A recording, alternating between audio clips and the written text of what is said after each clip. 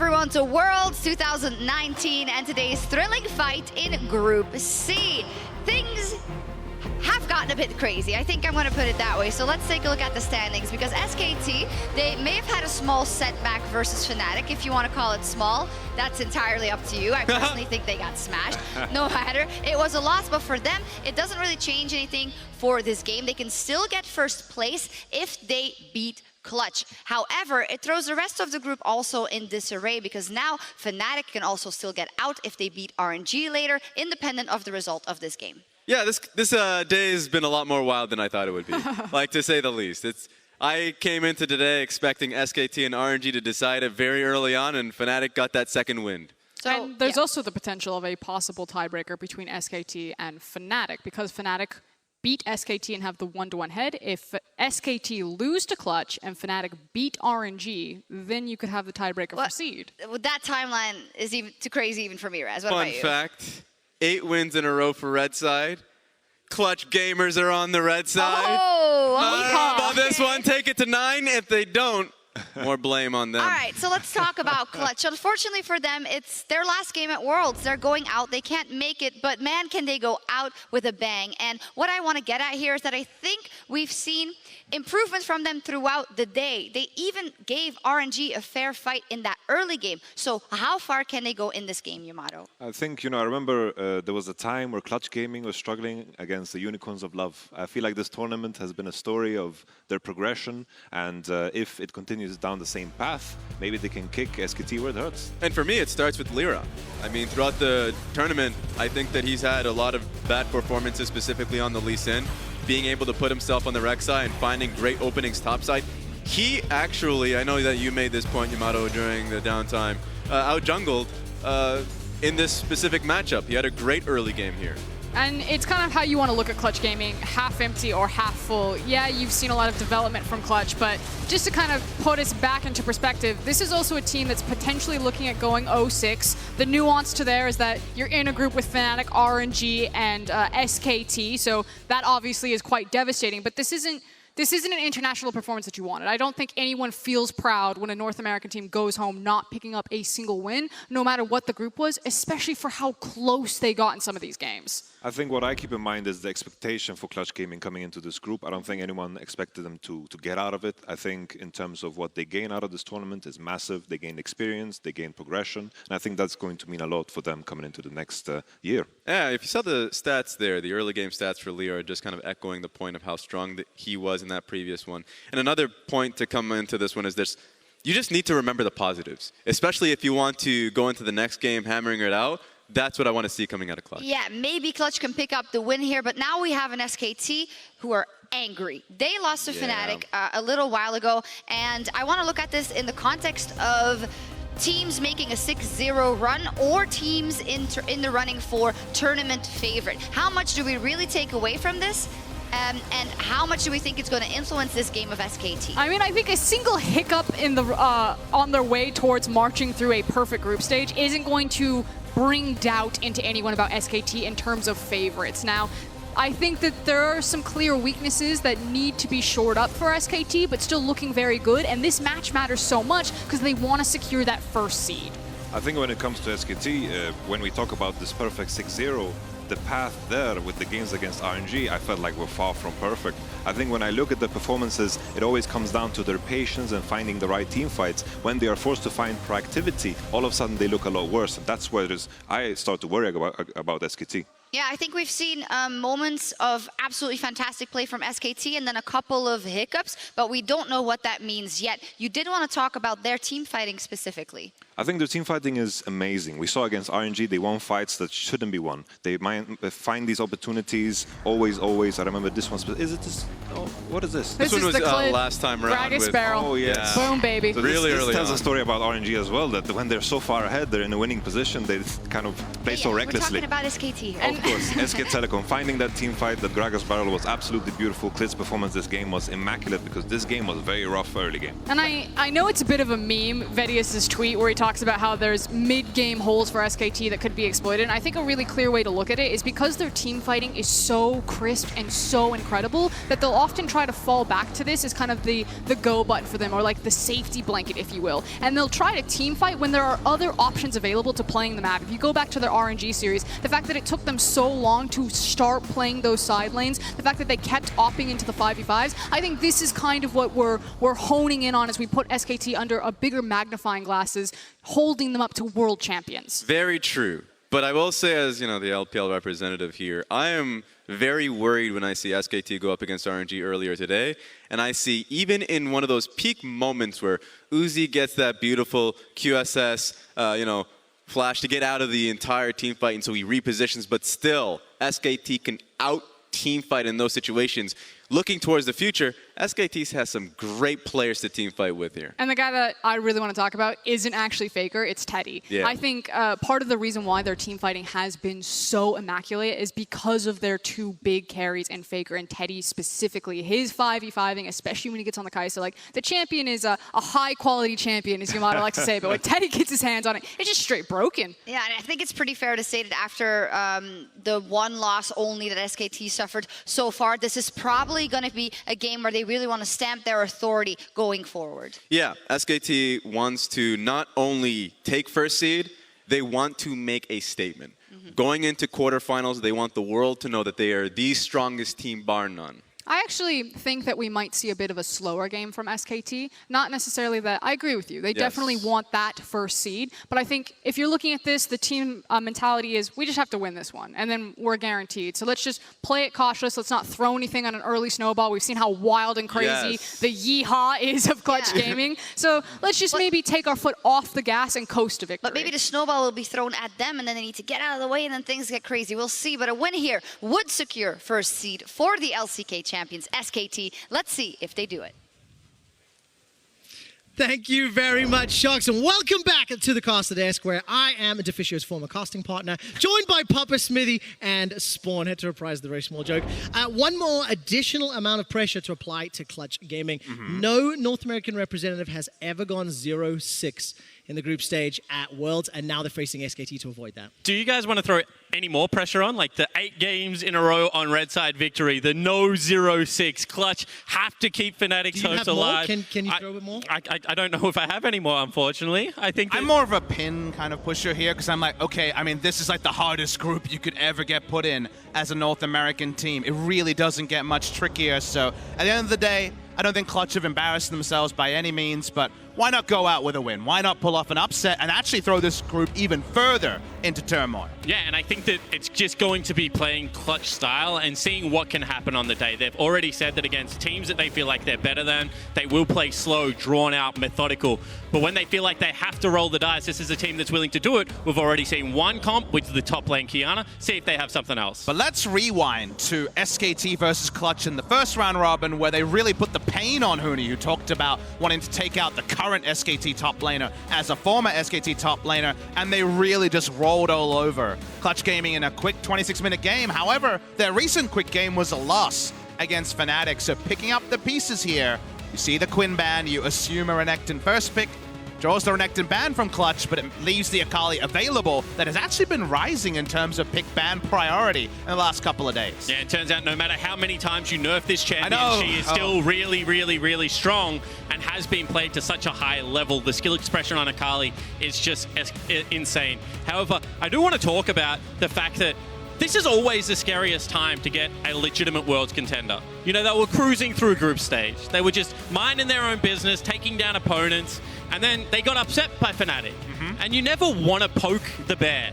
And right now, Fnatic's happy. They don't have to deal with the bear anymore. They don't play the bear, even if they make the quarterfinal run. However, Clutch now have to deal with the bear. But it's a very irritating game to play from the SKT perspective because they really just want to be done and watching Fnatic and RNG play. That's kind of what they're looking for, and yet you're playing against a team with nothing to lose, everything to gain, and that puts you in this moment where Huni gets a couple of kills, starts shouting, and even then, things can really get to you. I know during the course of yesterday's broadcast, I think it was Jao was talking a lot about how teams, when they are eliminated, the pressure is then off. It is alleviated. It allows you to take some plays that maybe you normally wouldn't do. And as we round up phase 1 of the draft, Xayah is locked in. Rakan is still available if they want the Lovers duo. And it's this very World second week centric schedule of playing 3 teams in one day. Yes, teams play up to 5 in a best of 5. That's against the same team. This is always going to be the scenario where they probably prep by far the least for Clutch Gaming, hoping they already had the group done before their 6th and final game. Shout out to Reginald, I guess, here with the Teemo hover. But we'll see what actually gets locked in here for Clutch.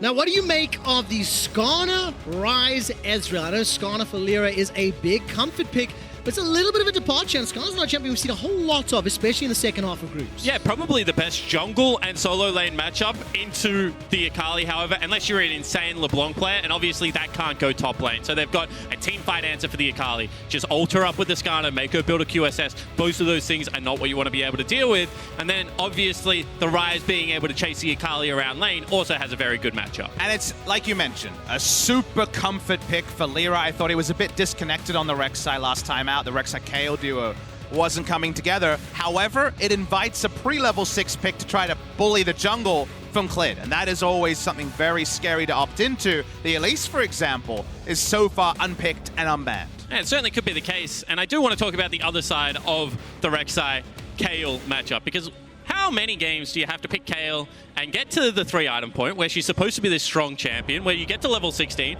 and she's supposed to be unstoppable, and then you still can't win team fights on this champion? Maybe the priority has been a little bit misjudged by these teams. Scrim culture is always something we talk about, and I would like to see Clutch maybe go away from the pick in this game. I agree. If you jam Kayle here, you're basically saying, well, 30 minutes would be lovely, and the last game time was 26 between these two teams, so would be ultra bold. That is how the meta goes. Remember, we had Orianna for a couple of days there, and she's also bid a farewell to the tournament meta so far. Final ban here.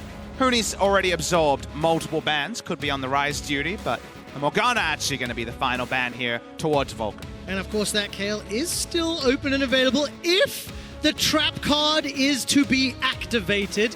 And there's one we've seen a few times. What would you like to see Clutch Gaming rounding out their drafts with? I want to see them pick up something for Vulcan to flex. Give me a Pike, give me a Thrasher or a Nautilus, some form of hook champion down there in the bottom lane. I feel like much in the same way that you just can't allow RNG to scale against you, Teddy is a similar kind of player. The laser, going to be able to set up in a lot of these team fights. You give him 3 items, he's just as dangerous as Uzi. And the theory here is that Cody Sun can be left on a bit of an island, and maybe Vulcan can roam up and help with the 3v3s in mid lane or the ganks in top side. Not normally the way Cody Sun and Vulcan play. They usually play full lane 2v2 style. Waiting to see the round of the draft. We already talked about how Elise was open, and how about some more pick tools? Galio follow-up to the Rakan engage seems on point. Certainly doesn't. It would also give a good 1-3-1 for SKT, although Camille also fits that build very well. So I think what we're seeing right now is the fact that Ezreal, Nautilus, Skarner, how do you get on them in mid lane? You probably don't, is the answer to that question. So you need another way to be able to separate the map and split them up, and I think that SKT might have just got a draft to do that. I do wonder if maybe it's in the return of the Camille mid lane. If this was Griffin, they'd be playing Camille mid lane with the Elise jungle and just making it so the enemy mid laner can never walk up. Draft here. This would be probably Ezreal mid lane. Heimerdinger is locked in. Now, of course, I do like the Heimer when you consider Elise, Camille, Akali, Rakan want to be jumping on you.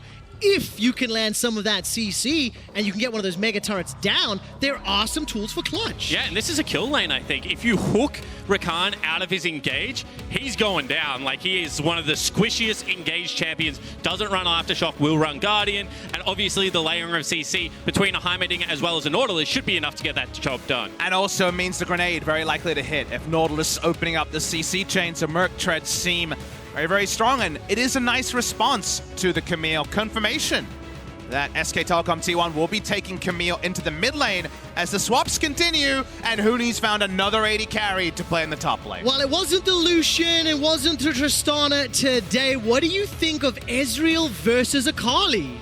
I think that's a rough one. I think that Ezreal likes to play slightly off the minion wave. However, Akali is a very slippery champion that has the 100-0 potential of an assassin without even needing Ignite. I'm with you on that one, Spawn. You can follow up with the E, of course. You also have all the dashes, so this is going to be a tricky laning phase topside, but isn't it a Huni move? Yeah, it certainly is, and I mean, if anyone is going to be willing to throw the gauntlet, it is going to be Huni.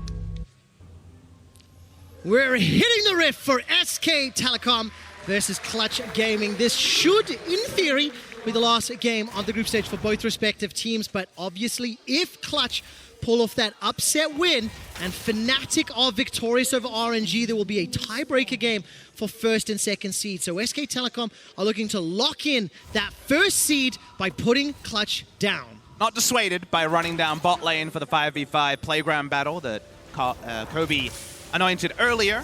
Still going to do that. You want to get the lane control as much as possible when Heimerdinger's there and can potentially put down some turrets level 1. But it wasn't a full team involvement on the side of Clutch, and SKT just disengaged from it. They're top side for now as the level 1 plays out. And this is going to be interesting to me to see what Clutch play for. As a Heimerdinger, you love to start in lane. You get permanent priority by being able to do so. And Skarner is one of the best tank junglers at being able to solo clear. However, you can see the priority is going to be on getting Lira that better early game start.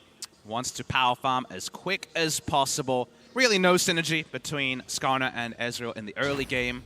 Pre-level 6, so almost no potential to visit that lane. The Ryze, a little bit more fortuitous potentially, but it's Skarner. We always know the play pattern that it will fall into. And now I'm going to be interested to see how this top lane plays out, because Ezreal, when he expends mana on the creep wave, going to stack up that passive, get a lot of attack speed. So he should be able to control the wave. However, I just think that if he doesn't get it completely into turret, this should be an area that Clid can attack early in the game, and Huni is going to have to be very good at timing the crashes of his waves. It's very rare you see Ezreal in a long lane without a support. You know, bot lane is a long lane, but the support's there. Mid lane is short, so Arcane Shift Flash is basically the entire lane. With how mobile Akali is, even more mobile than a champion like Ezreal, there is legit chase down in this lane, and where that actually bears fruit is that Ezreal's not so strong at trying to reset a wave that's just frozen out of Khan's turret. So if it starts to push towards Khan's top lane turret, you have to get in there with auto attacks, build up your passive,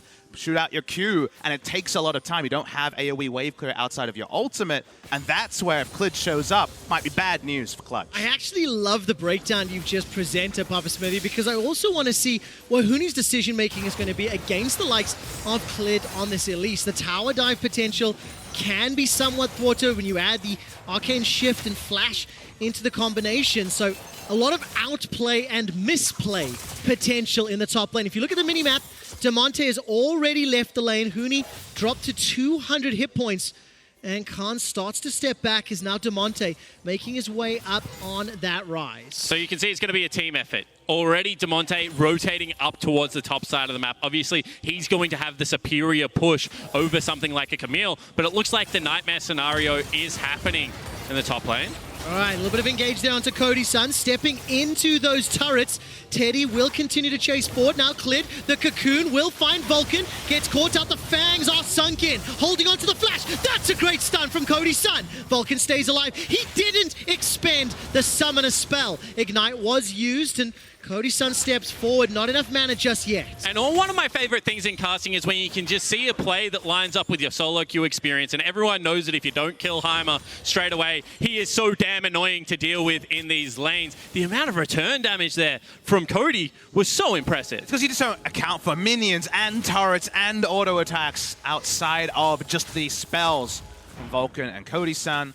But returning to his Raptor camp, going to clean that one out, as it's Skarner trying to help the push-in for the Ezreal. And so much kudos to Vulcan. He didn't panic flash at all. Understood the cooldowns had been used for the upfront damage, and he backed away. Vulcan, despite a few questionable Pyke engages, has had a very solid end to his group stage. And because there's no Ignite in that lane after it was burnt very early, the damage is very predictable. So Vulcan would know with his W would be able to survive that. Damonte under fire. Hook shot into Cocoon, and Clid makes that look easy. Downtown there in the mid lane. Damonte can set up similar ganks, but one CC hits. Talked about the power of that mid lane Camille. Used to be paired with Sejuani, but this Elise version's even more bursty. Yeah, really nice split there from Effort to walk back into the brush. However, that dissuaded a lot of the aggression down bottom. That is a frozen wave. And if they're going to go back now, teleport coming in is going to be quite difficult to deal with.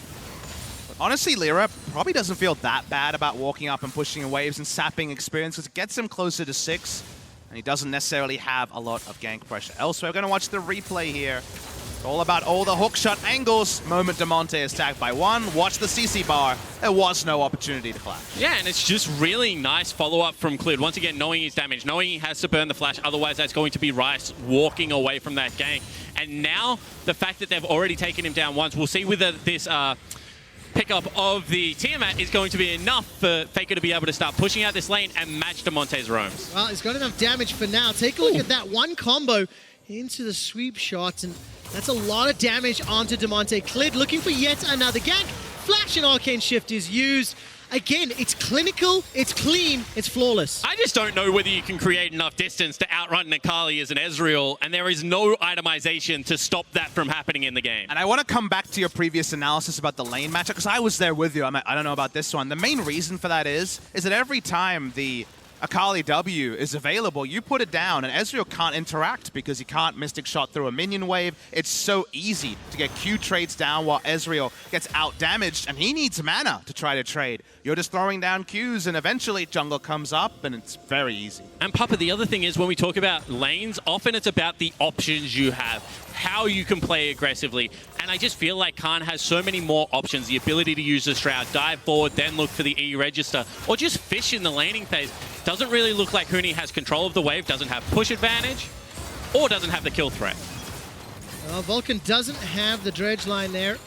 Manages to catch it into the minion wave, throws out the Riptide just to try and push the wave back. But I do like how Vulcan is stepping forward. He's threatening and engage at all times and just creating space for Cody Sun to work. See, now this is a lane with option. The ability to lay a CC, set up kills. You have the Summoner spell there in the Ignite to be able to take down something like Xayah and Rakan as well. I think this is the lane that Lira, now that he has registered level 6, should look to play towards. What you're saying, Riot Broadcast team does not endorse top lane Ezreal versus Akali. I do not endorse, as I will not speak for Riot. As a freelancer, I do not endorse top lane That's Ezreal. fair. We could have spoken for Riot. On behalf of Riot Games, I do not endorse Ezreal top versus Akali. Tapped it. Thank you there, Trevor. I will tap that one for sure.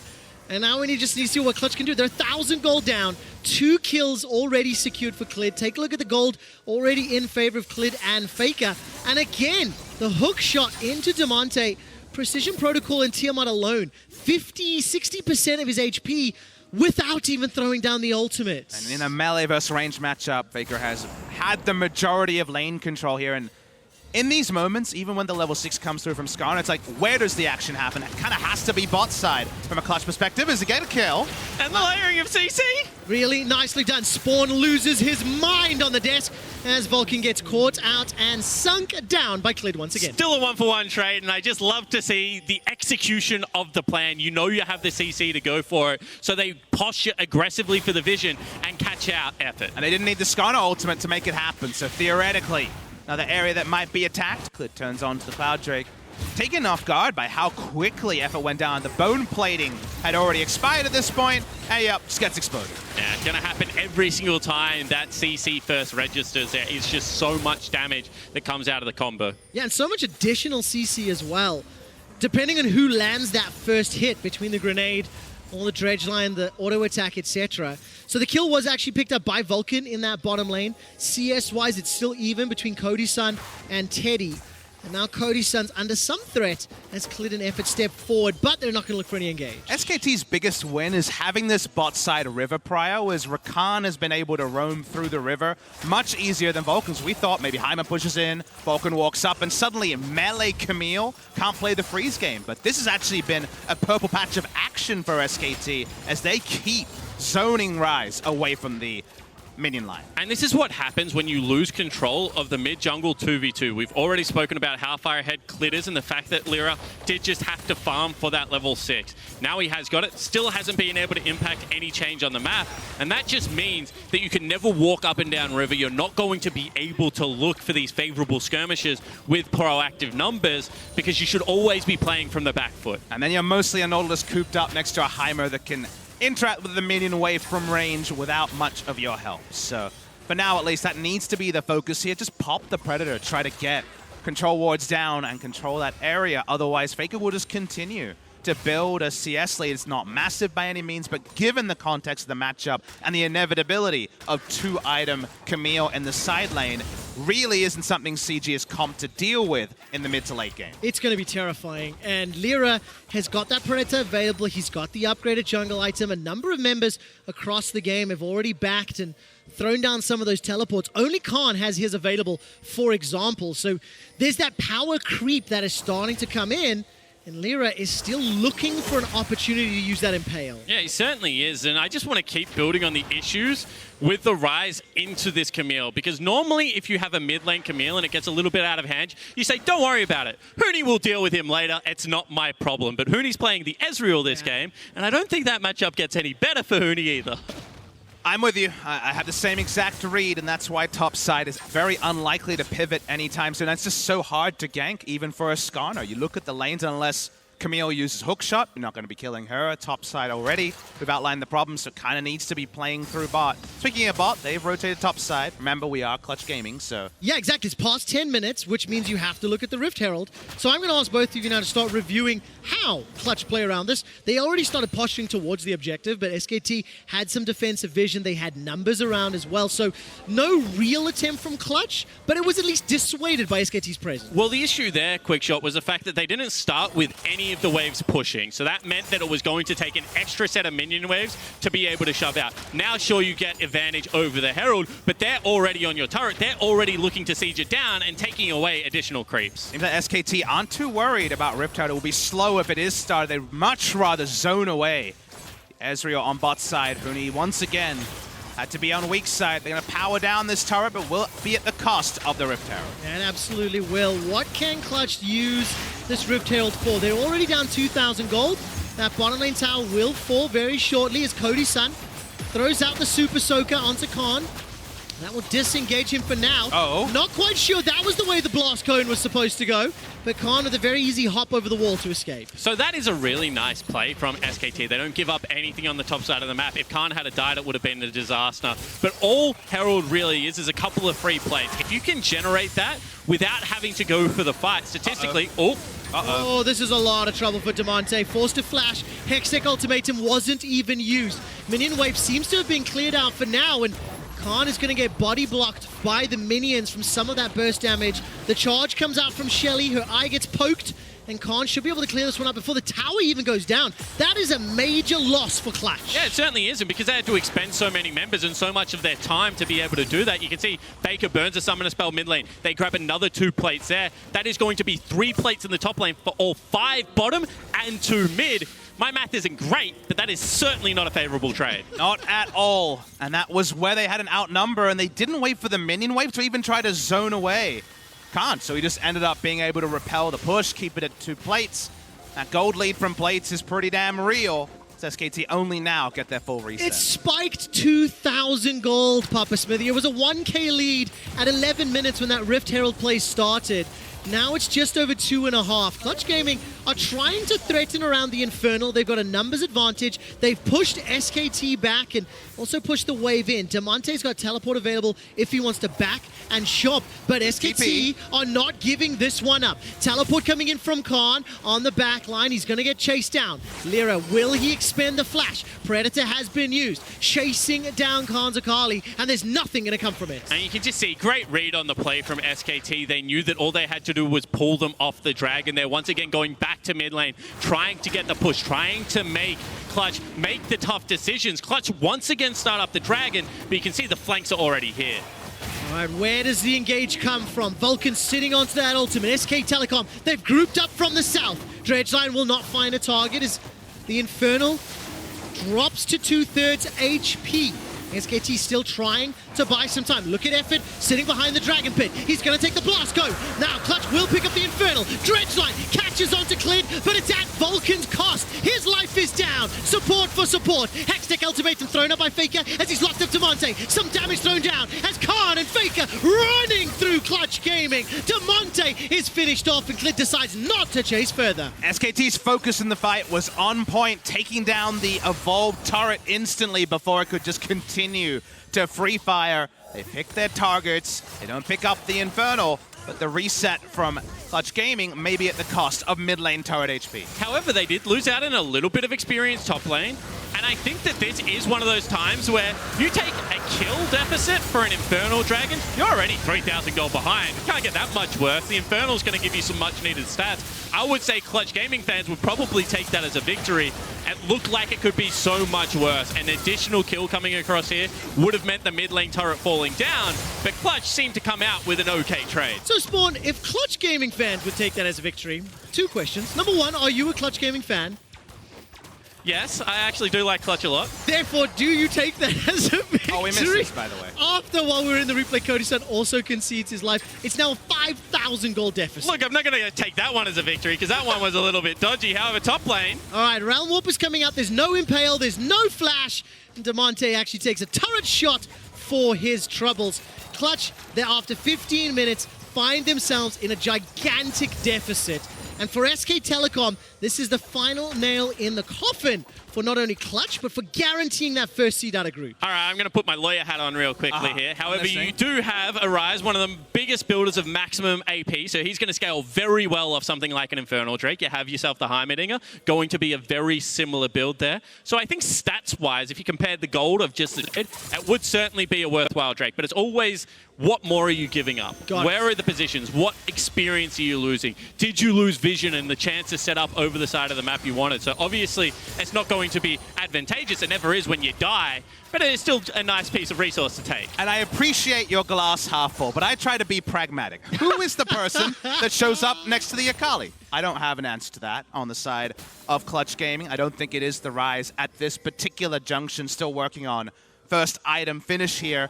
Camille is close to also her 2 items that she's cutting in between in the inventory here. So I understand where you're coming from, but I feel like the full extent of SKT's anger will be felt very short. And normally, Damonte seems like a pretty decisive guy. When he sees his flanks, he knows what he wants. He goes for it very quickly. However, the build maybe suggests some hesitation today. Like, do I want the start of my Archangels? What am I itemizing towards right now? And it does seem to be a little bit of the variety bucket of League of Legends. Yeah, whenever you go thrift store shopping, it takes a while before you find that real, standout item. And as is the case for now, 0-2-1 on Damonte's Ryze. Clutch have now lost their second tower of the game. Cody Sun's doing his best to protect this mid-outer. He cannot keep it alive for much longer.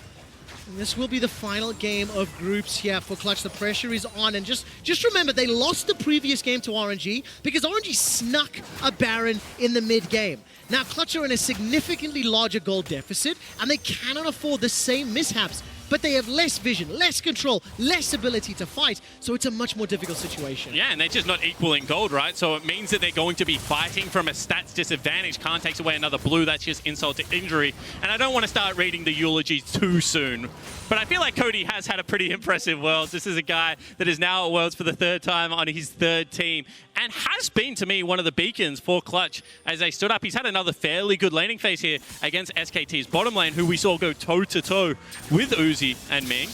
And gonna need to dig deep here for Cody if he can find a way back into this game. Late game win condition of him on a 6-item marksman is out the window, obviously, with the Heimerdinger here. And to me, the struggle is, yes, they opted into the Skarner matchup, so early jungle pressure was always going to be very easily in the hands of SKT, and we've already talked about the lane matchups that really helped that out as well. But the problem now is we're not seeing Lira plus Vulcan establish a strong side for Clutch. It feels like SKT go wherever they want, and then Clutch is finding it very difficult to fight back, and that's why the top and mid lane turrets were pretty bloodlessly taken. And more good news for Clutch Gaming fans, because Clid has been nice enough to throw so much of his gold away, Papa Smithy. He's gone for a Morellonomicon when he should have probably gone for a different item. But there's healing on Ryze, sort of, a little bit. I'm just confused. I absolutely love that.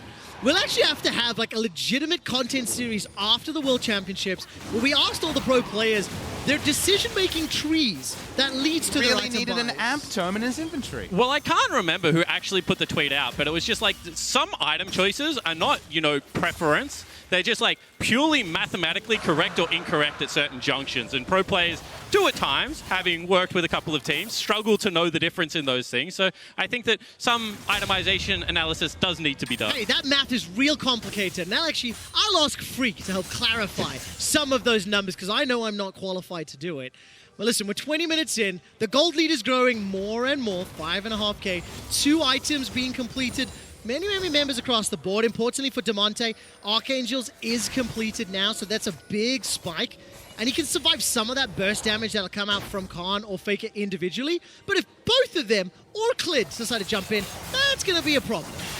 Watching here is Clutch lie in wait. Remember, Skarner has his Righteous Glory done, but actually, for once, you could actually look at the choice of trinkets coming out of Clutch. They tell you a tail. They have no warding trinket. They have 3 sweepers trying to look for a pick and then trying to spot with the blue trinket. That means they don't permanently control vision anywhere they don't have a control ward. Yeah. And that just means they're kind of being fanciful, waiting for an enemy position mistake rather than fighting and trading for vision. Well, Clutch Gaming just went fishing. They threw the True Shot Barrage into that Electro Storm, the rockets rather, from Cody Sun. Throwing it down, trying to find something, and FLICKR jumps onto Damonte, got a level lead for now. Got a 30 CS advantage as well, but Damonte's able to escape. Got that phase rush, got that flash available to him. And Clutch Gaming's all about turtling now. Buckle down, shore up your defenses, and effort will get caught out, but will there be a kill? All right, there's the ultimate being thrown down. Stopwatch is used. Look at the minimap. Here comes FLICKR. Here comes Clid. Clid will almost solo Cody Sun. Huni decides to jump on him with those Mystic shots, one after the other. This has been enough of a diversion tactic to stop effort going down, and at the same time, Khan is putting damage into that bottom inner turret. Yeah, really nice job there from the rest of SKT to help their support out, but I feel like effort probably shouldn't be backing in that kind of position. You've got to find yourself a pink ward or at least some cover of the brush. But Khan's still getting more job done in the bottom lane. And this is what I was speaking about. The map just feels so small right now if you are Clutch. They're looking for their moves, see if this is one. All right, Chilling Smite comes down. Good flash by Khan, keeps him alive. Impale was available. The only person that's paid the Skarner tax thus far is Teddy, and a 22-minute Baron has been started by SKT. They put all the work into controlling this red side jungle, and CG try to invade it. They will be spotted on vision. To your point about the map feeling narrow, if you look at CS numbers and do some quick maths, 30 CS lead in top, 30 CS lead from the jungle, 40 CS lead from the mid lane, and another 40, 50 CS lead from the 80 carry role, you can tell there's just been multiple creep waves that Clutch Gaming weren't able to get access to. That's about 150 CS odd worth of free gold that they just haven't been able to get to, because, and I think that plays into things like their trinket choices, because they're saying, let's just get a pick. Let's go all in on one person. Around that, while you're setting up for that one pick, another minion wave is being denied. Well, Papa Smithy, feels like Clutch are only playing with 1/3 of the lane. They can't really push much deeper than that inner turret, and FLICKR is able to escape with that hook shot. Manages to put some distance between himself and Vulcan. Vulcan, despite landing the Q, didn't have any further follow-up. And just every time Clutch are looking for a pick, are looking for someone to fight, somebody on SKT is getting an advantage. And this time around, Khan takes the tower. And they're just frustrating them to victory right now. You can see that Clutch want to generate a pick. They want to fight someone. But SKT, and this is what Frost was saying on the analyst desk, they're not going to give them that benefit. They know they can win this game through being completely uninteractive with their opponents. And it looks like that's a mission. At the end of the day, the only way you can force someone to fight you is to start an objective and force them to respond to it. Clutch Gaming aren't strong enough to start up a Baron here, tank it up, and do it in any decent amount of speed. Now, they saw a recall. There's a chance you just YOLO and hope for the best, but this is kind of the predicament Clutch is in. The Mega Turret from the Heimerdinger can be an MVP here, and they're going to try something. Absolutely is the case. Clutch Gaming are starting off Baron, looking at the minimap. No responses just yet. Baron's down to 50%. Teleport's finally coming in. FLICKR going to be joining the fray, so is Khan. Ultimate from Nautilus goes out. Clutch Gaming have got the Baron, but can they get out alive? 1, 2, 3, North Americans are down. SKT only lose 1, and Huni is running for his life. 4 kills already. Huni will be able to escape. They actually do have the Baron speed to take it down, but of course not without significant casualties. But that was so close. Damonte's ultimate nearly was able to channel and get off, and I like the gusto and the try from Clutch. They're going to lose their base here. There are 4 members dead, but you felt like the game was turning into an inevitability, and at least now there's no Baron for SKT to take away. They made it about what they wanted to do rather than SKT bleed them out. So I'm with you, Spawn. I'll take some form of trying to control my own destiny. Yeah.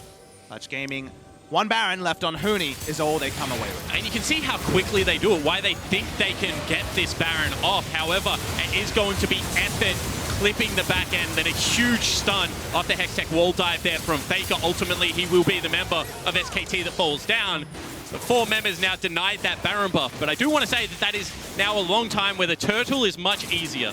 Heimerdinger is very good at controlling waves, of keeping you off the turret, one of the hardest champions to dive, and now without a Baron, it's going to be significantly harder to break the base. Absolutely the case. Now, the thing that Clutch Gaming can't afford to do is have the wrong lane assignments. They have to have those turrets or those respective members ready to catch whatever SKT is bringing towards them. Just very quickly, before that Baron went up, there was a graphic on your screen. Immediately after this, the battle for the quarterfinals between Fnatic and RNG. The winner of that game will advance to the quarterfinals in Madrid, Spain, and that will conclude this game. Small caveat, if SK Telecom managed to close this game out. I think that's a big caveat. I maybe would have used the word when, personally. Okay.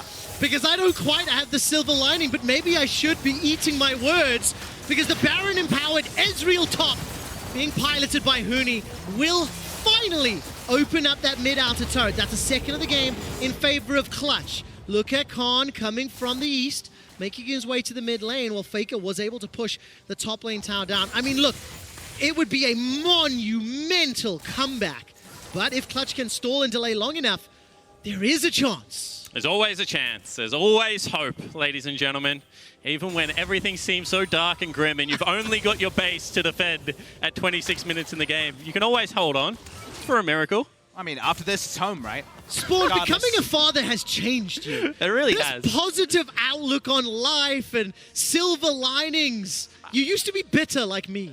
I mean, you just don't want to write this team off, because they have shown throughout the entirety of their regular season that they can challenge that convention, and they are willing to kind of subvert people's opinions of them. Not as much as in SK Telecom, to be fair. However, you can see that they are still, once again, refusing to play SKT's lane. You mentioned it's all going to be about the lane assignments. Well, Clutch's response to that was group mid, try and push something down, try and get some skeleton of an advantage. Yeah, and we'll see whether or not pushing outside the base is going to help out here. Again, 28 minutes on the clock. Keep your eyes on those itemization. Bloodthirster was just picked up by Huni. And Khan is making his way towards that mid lane. The 1-3-1 has been the name of the game for SK Telecom, and CG are trying to attack that. They're pushing out mid, and they're trying to challenge Khan. Because we already mentioned it. No one can go with Akali. No one can go with Camille at this stage of the game. So there is no 1-3-1 for Clutch. They either live by the team fight or they die by the team fight. And you can see that FLICKR, Khan, they know exactly that. They almost want the Infernal to spawn sooner so they have somewhere very clear to fight around, because for now, like you say, the 3-lane play is more than they can really deal with. CS leads only grows, soon to be a flame horizon between the bot laners as Khan. Oh, he's looking for Damonte. Realm Warp comes out. The shield keeps him alive. And He's there going. goes Khan. Decides against it because of the support from Clutch. Now Clid stepping forward. Effort and Teddy coming around the corner. And the turret actually ate that cocoon, I think. Or may have just been the volatile spiraling. Either way, Khan nearly bit off more than he could chew. And you can just see the damage that is available. If the mini stun was still in the kit, probably would have been a kill picked up there. Reinforcements arriving in time. But the danger is if that keeps happening in a side lane, you don't have the strength of numbers to be able to set up your vision. So even if you want to fight around an objective, you're face checking into this Fed 5-0-3 Elise. And I think that, you know what, they're going to have to probably look on this Infernal Dragon, because the items still keep rolling across. And it's not like this SKT lineup lacks anything in the scaling department. Baron will be spawning around the same time as well, so a lot of headaches potentially. And I don't think Clutch will want to trade Infernal for Baron. FLICKR himself looking to get his old teammate and take him down, but Nautilus lying in wait. Listen, I have to ask a question on behalf of SK Telecom. What time is it? Because I see 1, 2, 3 stopwatches sitting in the hands of SK Telecom. Mercurial Scimitar and then the QSS for Teddy and Effort. So Skarner is going to have a very difficult time trying to find an Impale. And if anyone is at risk of going down, that one team fight that Clutch might need for the Baron to claw themselves back into this game gets exponentially more difficult. And it's definitely a cheaper QSS in this particular case that builds to more relevant items. They're hoping they can't be burst out during the 1.75 second suppression. But given all of that, Baron about to respawn. Clutch still don't really control, honestly, the entrance to either neutral. Let's wait and see what SKT's first move is here, because Clutch will take anything resembling a grouped fight. And I have to give credit to Clutch, Spawn. You talked about the resilience, the ability to defend. Frankly, I didn't believe it. But we're 3, 4, 5 minutes later, and while that gold gap is marginally higher, Clutch, they are making a bold call into Baron. Here we go, they're going to do it again. Oh man, here come SKT. FLICKR's gonna be able to hook shot over the wall, looking for the Hextech ultimatum. The Mega Turret is down. Huni has already killed FLICKR, but it is one cost because Clid has secured the Baron. Cody Sun goes golden, and this fight is scattered across multiple fronts. SK Telecom get the Baron, and they get the kill. And you can see SKT not going to fall for that trick. They will continue to chase Huni as well. They want to take down their former top laner. He's going to try the TP here. I think Clid will get him. Yeah, definitely the case. Cocoon into that venomous bite, and I give Clutch all the kudos in the world. They made the boldest and bravest call possible. And it required a Baron steal from ahead with control over both objectives. SKT really literally were almost pickpocketed their entire lunch money. And they've been saving for a while. They were really looking forward to lunch today. Came through with the Realm Warp. There was no actual vision on the pit, was on all the entrances. FLICKR suicided just to give a chance for Clid to gap close. And Tails will be told of Clutch. What did we get, FLICKR? What did it cost? Absolutely everything, nearly in this case. However, they do take down the unkillable Demon King, but the rest of the party certainly more than strong enough to clean up.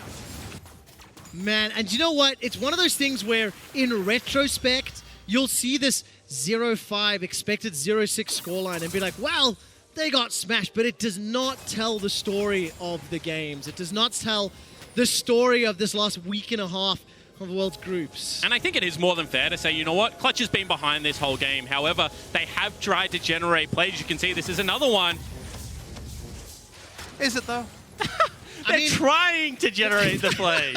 Come with me, Papa Smithy. Well, the grenade did not find its target. Baron empowered minions in the mid lane will break open the base at 32 minutes. That's the 7th tower of the game falling. Up in the top lane, Khan is shoving in. Uncontested for now until Damonte finally makes his way up. And Clutch, this defense gets so much more difficult now that there's Baron empowered minions. And the world is just getting smaller and smaller, although FLICKR again. All right, let's find out. Get over here.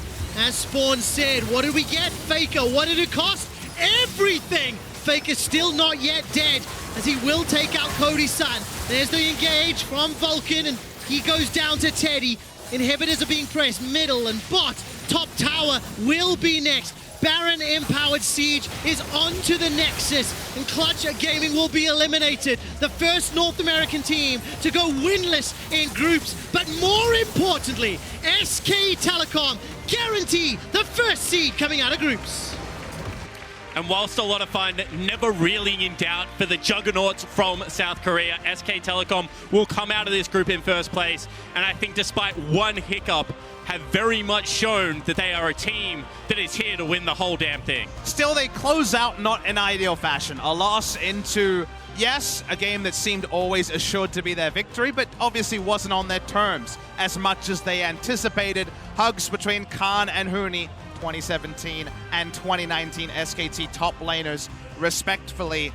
Clutch Gaming go out 0-6, but I don't think if you were going to power rank all NA teams at Worlds that they would sit at the very bottom. I completely agree with that, and one thing I have to give credit to Clutch for, the do-or-die efforts, the moments to try and come back into the game, they were creative, they were elegant, and they were almost enough to stall the game out. They didn't just blindly throw themselves at SKT. If you're in the caster room and you're listening in, the one thing that frustrates casters the most is when a team gives up everything, slowly dies, they didn't fight for their inhibitors, they didn't fight for anything, they didn't fight for their nexus, and the game ends. Because you're like, okay, but you just watch the game end in front of you.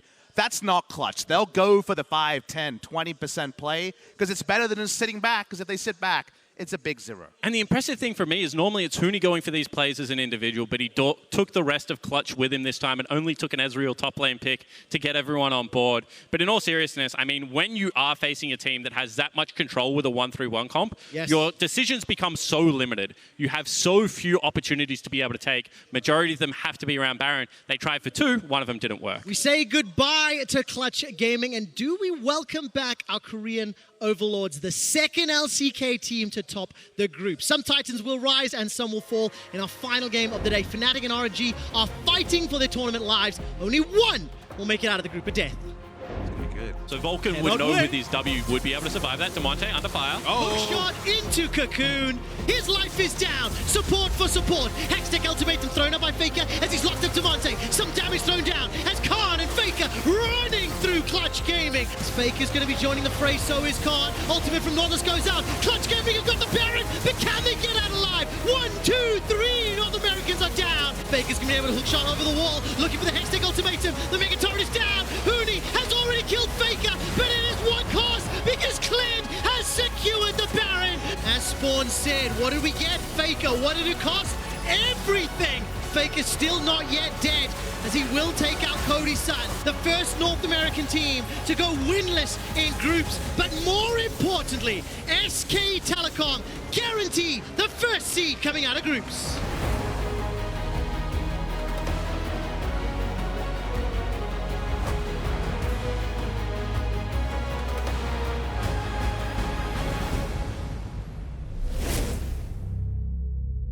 I had a tournament in New York, and we got second in the world. So now I've taken another leap, which is to build my own company. My goal was to help other people who want to turn streaming into a career. The biggest thing you have to realize is it's a team game.